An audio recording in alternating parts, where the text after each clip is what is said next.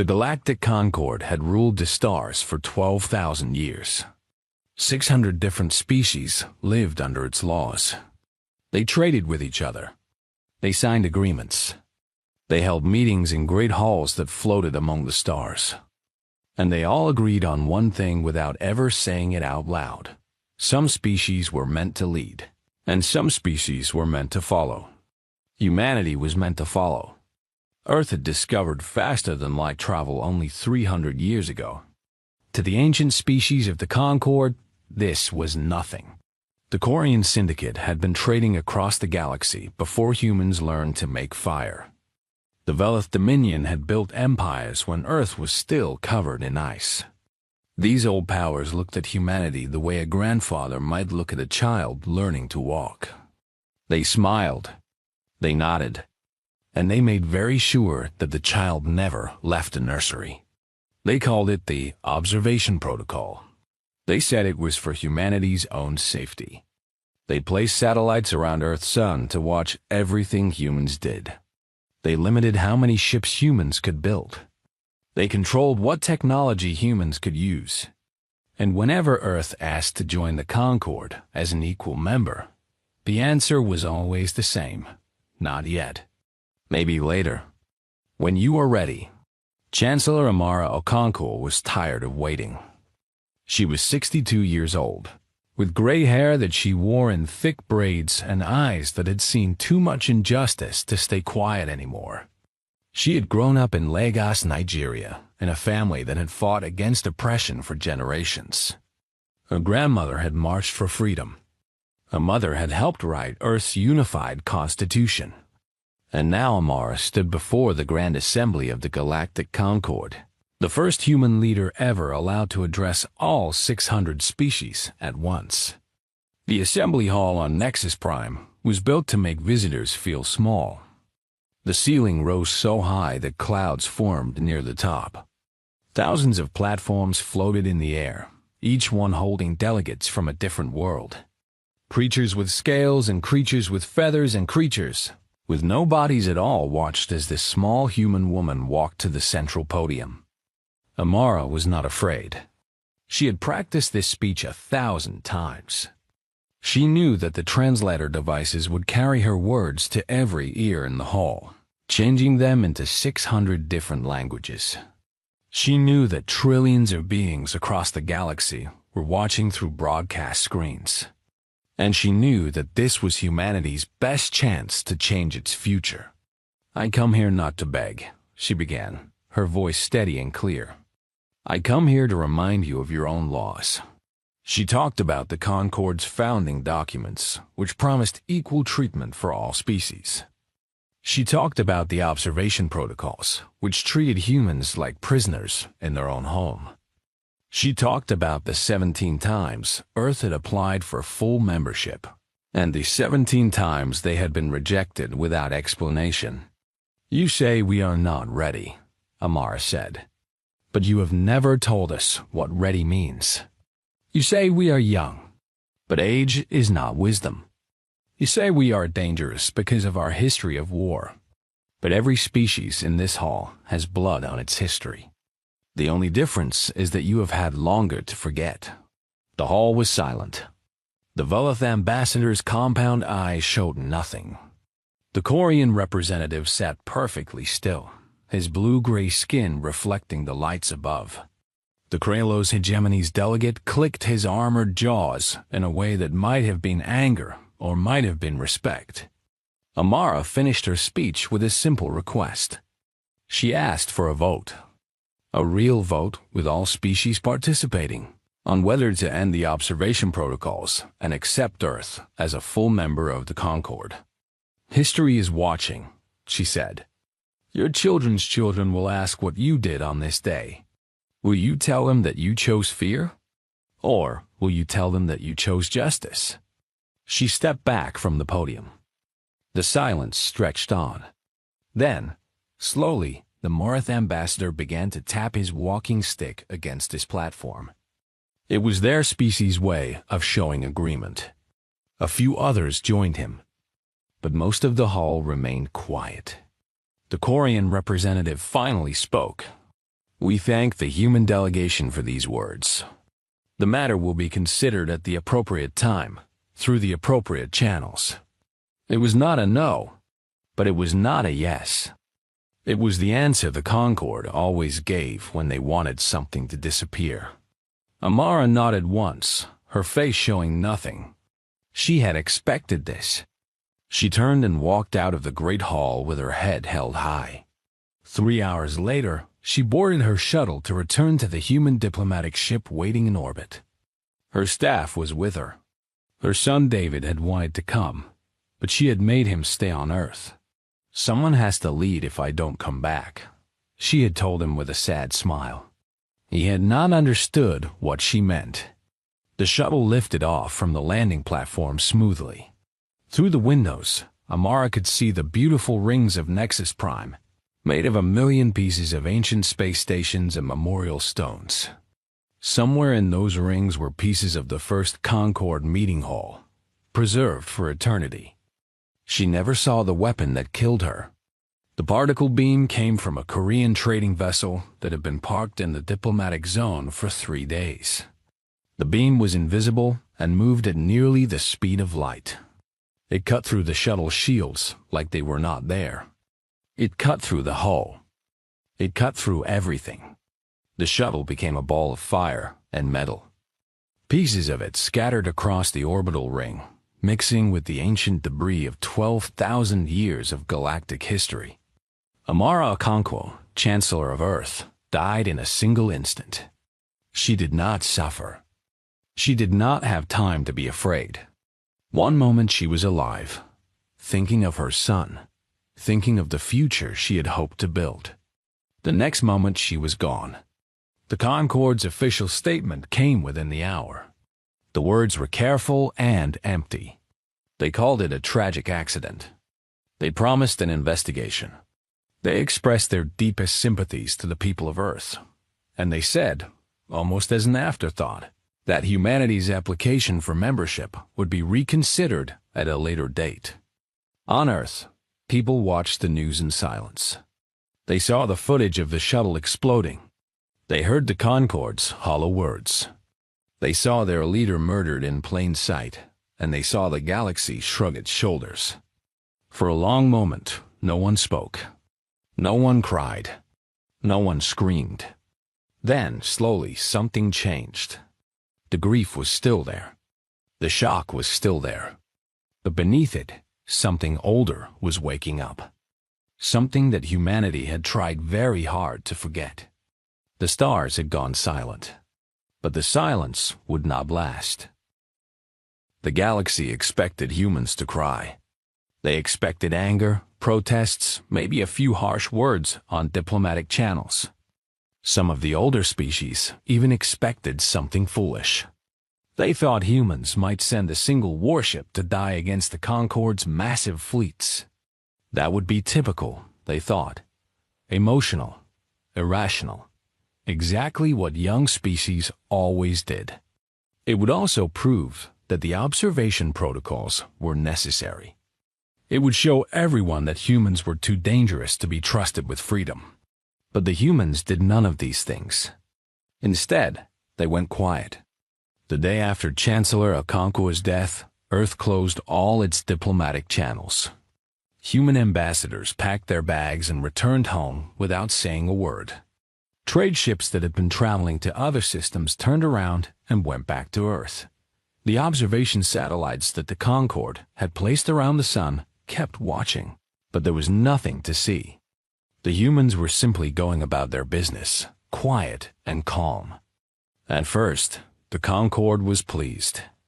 The Korean syndicate sent a private message to its allies saying that the situation was under control. The humans had clearly accepted reality. They understood that they were small and the galaxy was large. Soon they would send a new leader to apologize and ask nicely for better treatment. Weeks passed. Then months. Earth stayed quiet. The Velith Dominion began to feel uncomfortable. They had studied human history more carefully than most. They knew about the wars humans had fought against each other. They knew about the weapons humans had built. They knew that this species had come very close to destroying itself, not once, not twice, but several times before finally learning to live in peace.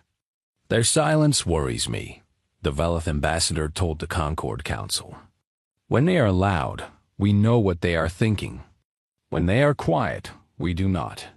The Corian representative waved one of his 4 arms in dismissal. They are grieving. Let them grieve. In a year, maybe 2, they will return to normal. They have no choice. But the Morith ambassador, old Vethel, shook his head slowly. He was one of the few in the Concord who had actually visited Earth. He had walked through human cities.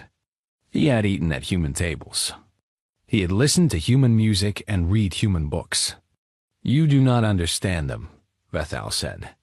I have watched their entertainments. Their stories. Do you know what they dream about? They dream about being pushed too far. They dream about what happens when peaceful people are forced to remember how to fight. Every culture has these stories. The quiet farmer who picks up a weapon. The gentle father who becomes a warrior. They do not tell these stories because they fear violence. They tell these stories because they remember it. He leaned forward, his ancient eyes serious. They chose peace. They were not born to it. And you have just given them a reason to remember what they chose to forget. No one listened to him. On Earth, David Okonkwo watched his mother's funeral broadcast around the world. He stood straight and did not cry, even though his heart was broken. 2 billion people watched with him. Flags flew at half height. Musicians played sad songs. Leaders spoke soft words about Amara's courage and vision. Then, when the ceremonies were over, David walked into a building that officially did not exist. It was located deep beneath the Sahara Desert, in a facility that had been sealed since the Unification Wars. The wars had happened 200 years ago, when humanity had finally grown tired of fighting itself. The nations of Earth had gathered and made a choice. They would become one people, or they would destroy each other completely. They had chosen unity, but they had not forgotten how to destroy. The facility was called Archive 7. Inside were the plans for weapons that humanity had promised never to build again. Ships that could move faster than anything the Concord had ever seen. Bombs that could crack planets open like eggs. Technology that humans had developed during their darkest years, when survival had meant being more dangerous than the enemy. David met with the facility's keepers, men and women who had trained in secret for generations, hoping their knowledge would never be needed. Their faces were grim. The Concord thinks we have nothing, one of them said. They count our ships. They count our factories. They think they know exactly what we can do. They are wrong, David said. It was not a question. Yes, they're very wrong. For the next 6 months, Earth transformed itself. The change happened in secret, hidden from the observation satellites that the Concord thought could see everything. But the satellites could not see inside hollowed-out moons.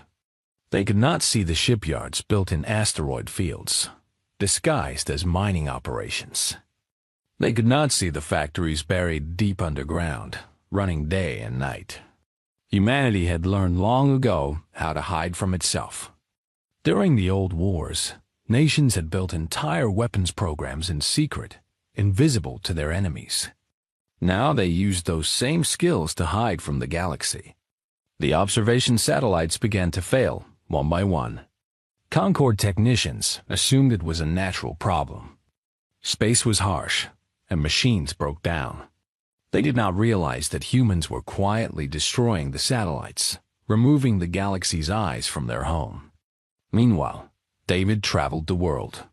He spoke to leaders and generals, scientists and workers. He did not give angry speeches. He did not demand revenge. He simply asked one question.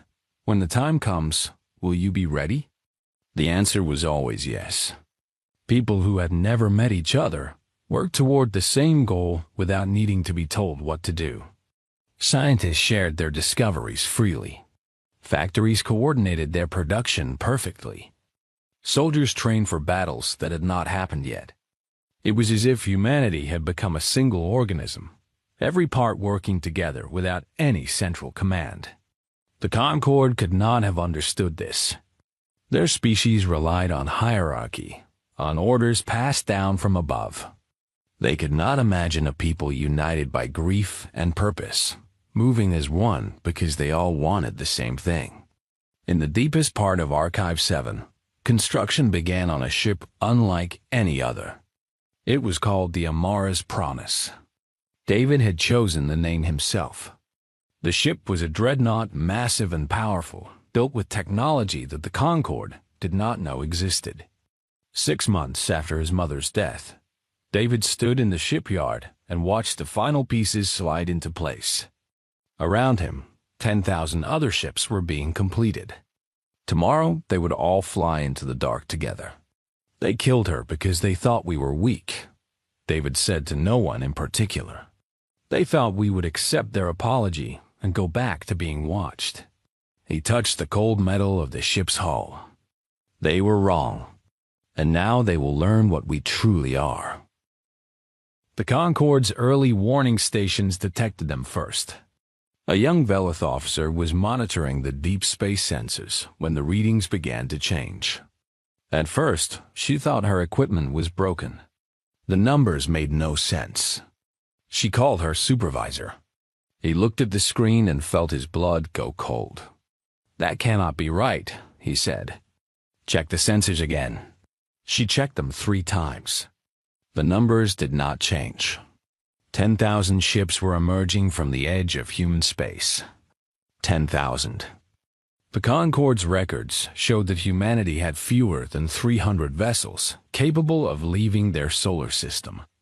They had counted every ship, tracked every shipyard, controlled every scrap of metal that might be used for construction. Yet here was a fleet larger than anything the galaxy had seen in 500 years. The warning spread across the Concorde's communication networks like fire. Within hours, every species in the galaxy knew that humanity was coming. The Quarian Syndicate called an emergency meeting. The Velith Dominion activated its defensive fleets. The Kralos hegemony sent urgent messages to its allies. But it was already too late for preparation. The human fleet moved with a speed that should not have been possible. Their ships were faster than anything in Concorde records. They did not travel in neat formations like proper military vessels. They spread out across space in a pattern that looked like chaos but was actually perfectly planned. Each ship knew exactly where to go without needing to be told. At the center of the fleet flew the Amara's Promise, the flagship that David Okonkwo had named after his mother. It was massive, nearly 3 kilometers long, covered in weapons and armor that the Concorde had never seen before. Human engineers had built it in 90 days, working around the clock, fueled by grief and determination. David stood on the bridge, surrounded by officers from every nation on Earth. They had come from China and Brazil, from Nigeria and Norway, from 100 different countries that were now one people. They wore no national uniforms. They flew no national flags. They were simply human. "Open a channel," David said. "All frequencies. I want everyone to hear this."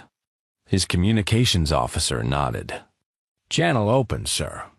Broadcasting to the entire galaxy." David faced the camera. He did not smile. He did not look angry. His face was calm and certain.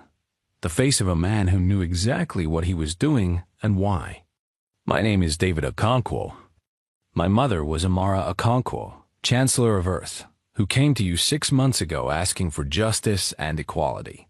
You answered her with death." He paused, letting his words reach every corner of the galaxy. "You thought we would mourn quietly. You thought we would accept your investigations, your carefully chosen words, your empty promises. You thought that because we chose peace, we had forgotten how to make war." The fleet continued forward, unstoppable. "But you forgot what we are. We are the species that walked out of the African grasslands with nothing but stones and sticks. We crossed oceans in ships made of wood. We flew through the sky in machines of metal. We split the atom and looked into the heart of the universe. And when we stood at the edge of destroying ourselves, we chose to stop. Not because we were weak, because we were strong enough to change. Behind him, the tactical displays showed the first Concorde defense stations coming into range. You have spent 300 years watching us, controlling us, treating us like children who cannot be trusted. But you never understood us. You saw our history of war and thought it made us dangerous. You were right, but you thought you could contain that danger with satellites and protocols. You were wrong. The first human ships began firing. Their weapons were not like Concorde weapons. They did not shoot simple energy beams or physical projectiles. They fired things that the galaxy had no name for, weapons that humans had invented during the Unification Wars and then hidden away, hoping never to use them again. Defense stations that had survived for thousands of years fell apart in seconds. We do not want to conquer the galaxy, David continued. We do not want to destroy you. We want what my mother asked for: equality, justice, the right to exist without being watched and controlled. We came to you with open hands, and you answered with murder. So now we come to you with something else. The Amara's Promise fired its main weapon for the first time.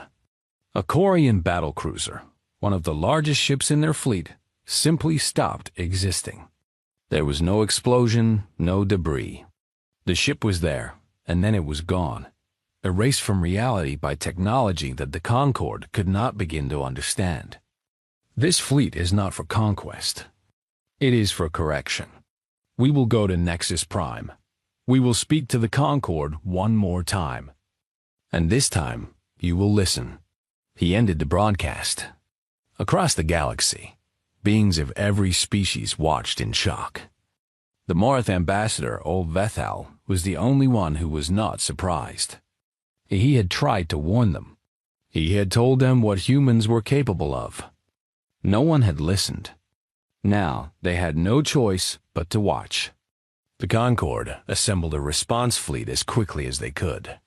30,000 ships from 12 different species gathered at Nexus Prime, the largest military force in galactic history. Their commanders were confident. Even if human technology was advanced, numbers would surely matter. 10,000 against 30,000 was impossible odds. But the humans did not fight like anyone expected. Their ships did not stay in formation. They moved constantly, unpredictably, weaving through the Concorde fleet like water flowing around stones. When a human ship was damaged, it did not retreat. Instead, it accelerated toward the nearest enemy vessel, its crew escaping in pods moments before impact. The Concorde's central command structure became their weakness. When the humans destroyed a flagship, the ships that depended on it for orders became confused. They waited for instructions that never came. The humans, who needed no central command, kept fighting without pause. And through it all, the Amara's Promise moved forward, untouchable, heading directly for Nexus Prime. They are insane, a Velith commander transmitted to his allies. They fight like they do not care if they die. He was wrong. The humans cared very much about living. But they had learned something long ago. In their many wars against each other, sometimes the will to sacrifice everything was more powerful than any weapon. The Concorde had never faced an enemy who believed in their cause so completely. The battle raged across the stars, and humanity pushed forward, unstoppable, toward the heart of galactic civilization. Behind them, the wreckage of Concorde ships drifted in the void, silent monuments to a galaxy that had underestimated the wrong species. The Tempest had risen, and it would not stop until it reached its destination. The Battle of Nexus Prime lasted 11 hours. When it was over, the galaxy would never be the same. The fighting began in the outer orbital zones, where the Concorde's defensive platforms floated like metal mountains among the stars. These platforms had protected Nexus Prime for 8,000 years. They had survived wars, rebellions, and disasters. They had never fallen. They fell now. Human ships swarmed around them like angry insects, firing weapons that cut through shields and armor like they were made of paper. The platform's commanders called for reinforcements, but the reinforcements were busy fighting for their own survival. The human fleet was everywhere at once, appearing from unexpected angles, striking hard and then vanishing before the Concorde ships could respond.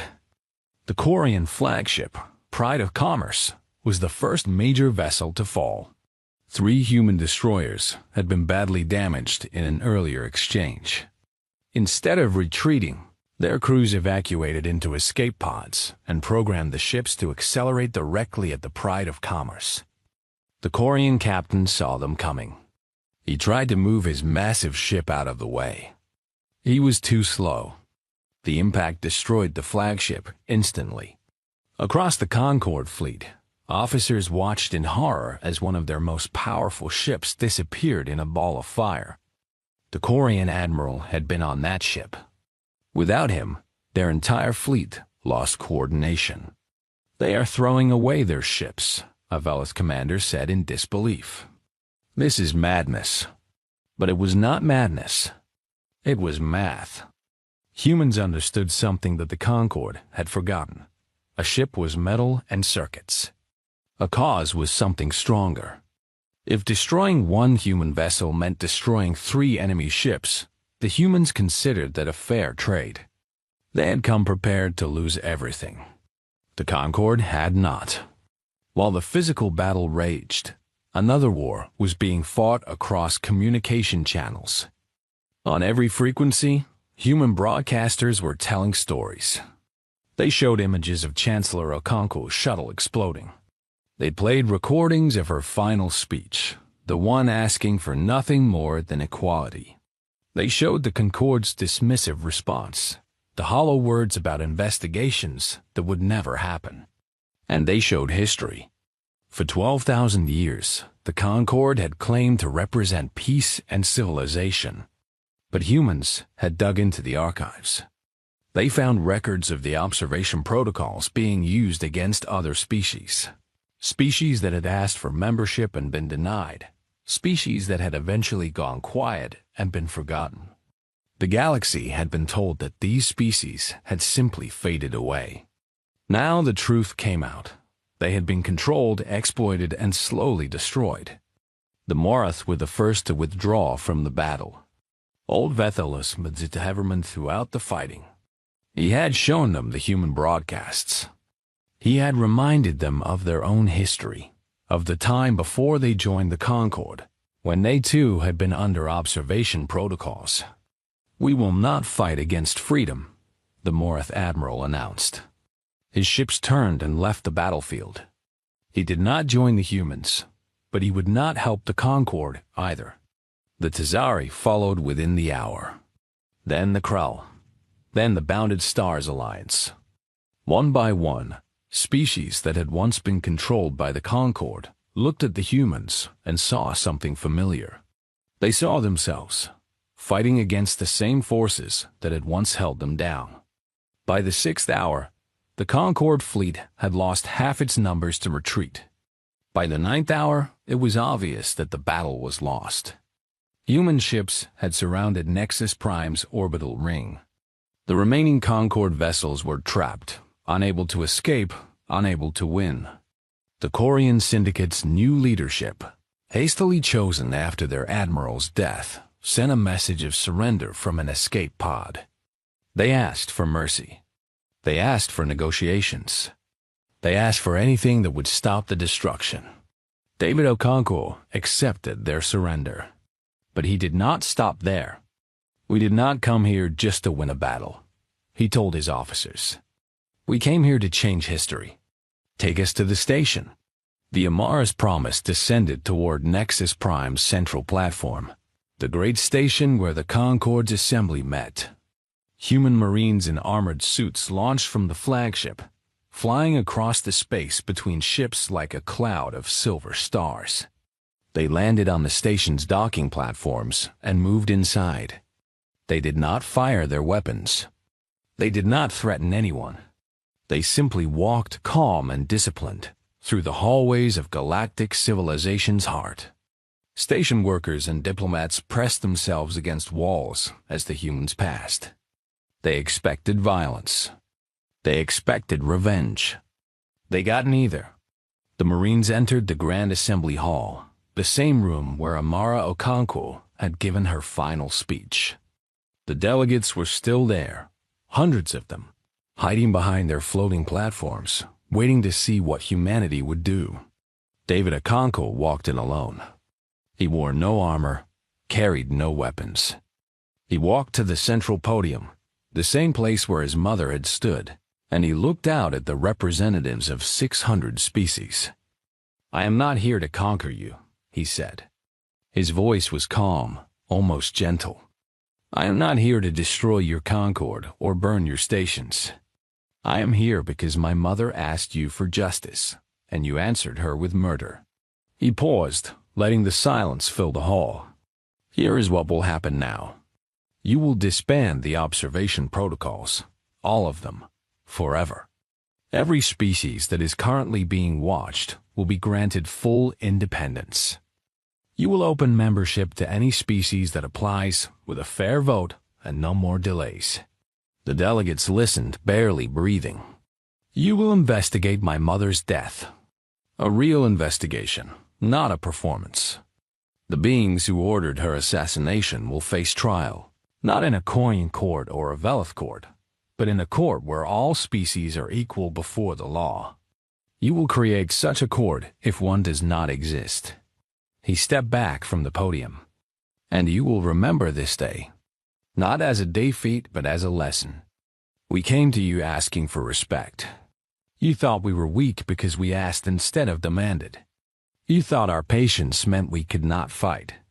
You were wrong." David turned and looked directly at the Corian delegation, the same species that had ordered his mother's death.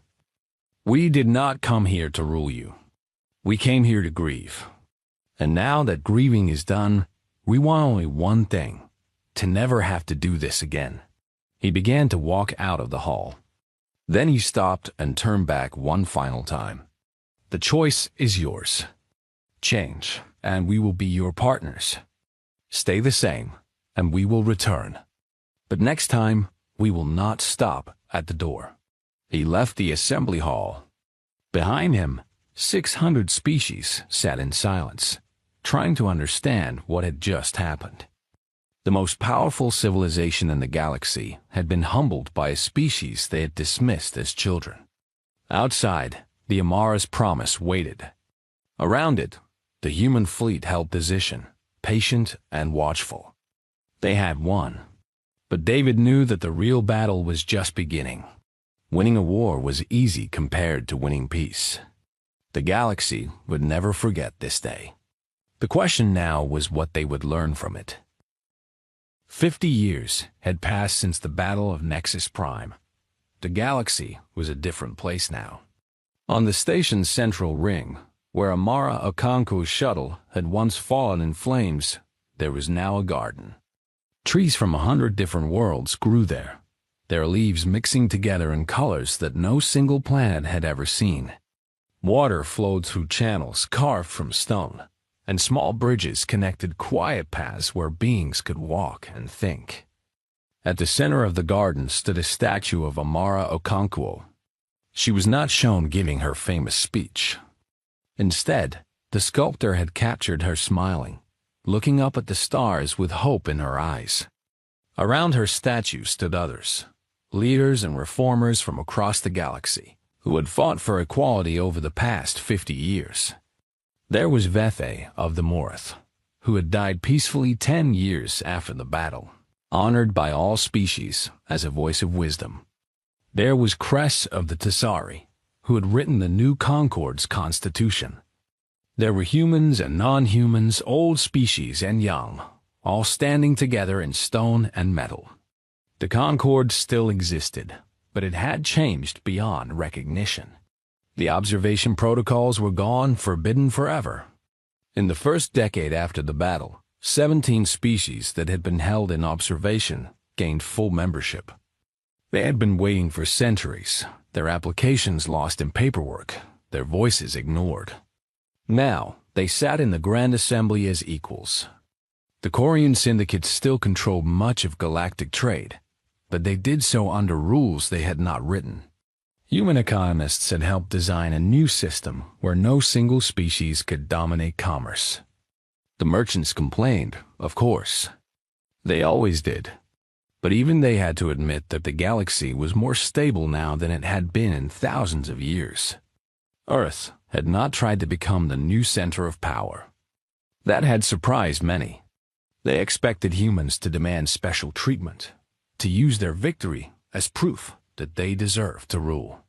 Instead, humanity asked only for what Amara had requested, a seat at the table, nothing more and nothing less.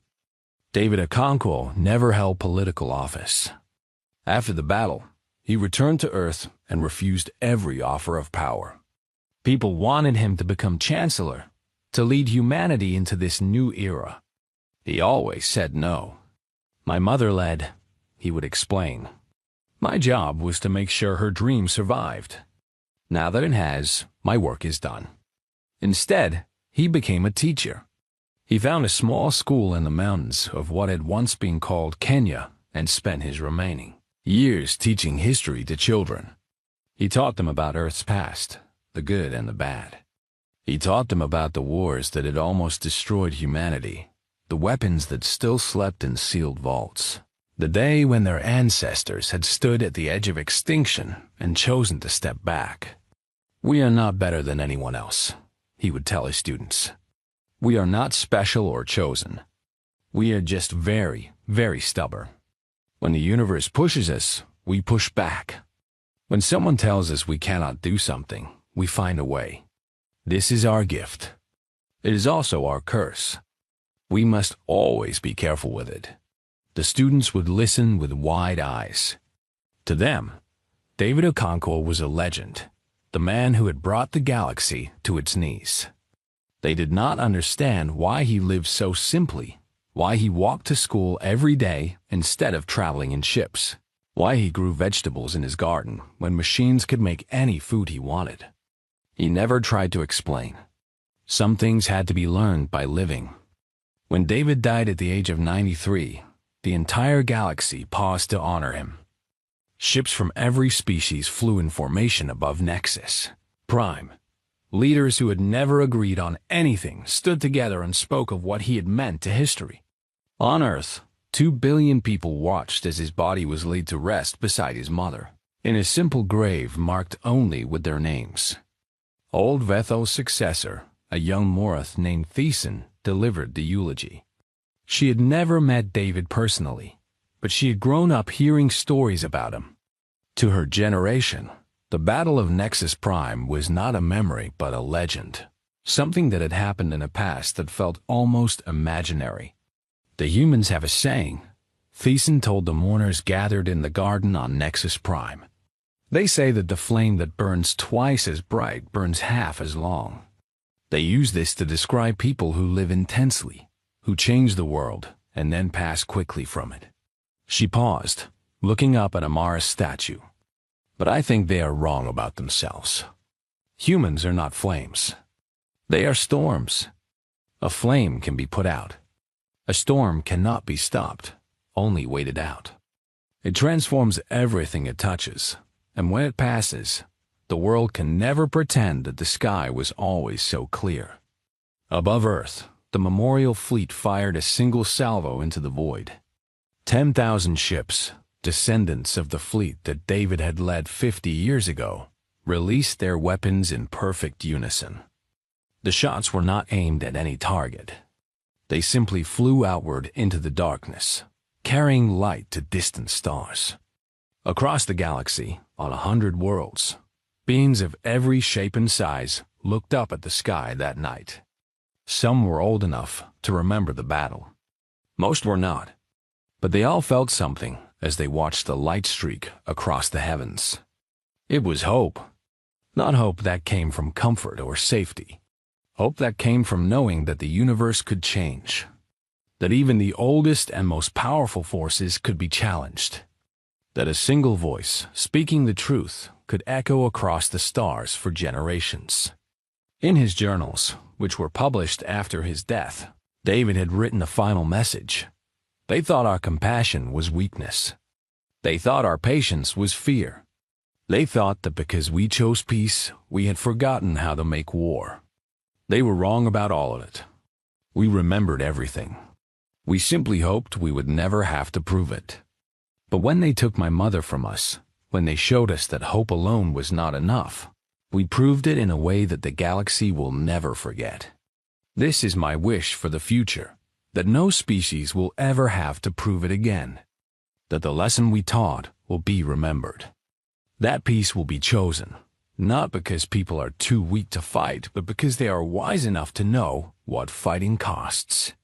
The garden on Nexus Prime grew more beautiful with each passing year. The trees from different worlds learned to grow together, their roots intertwining beneath the soil, their branches reaching up toward a sky full of stars. And in the center of it all, Amara Okonkwo smiled at the future she had dreamed of, surrounded by the friends and allies who had helped make it real. The Tempest had passed, but its echo would last forever.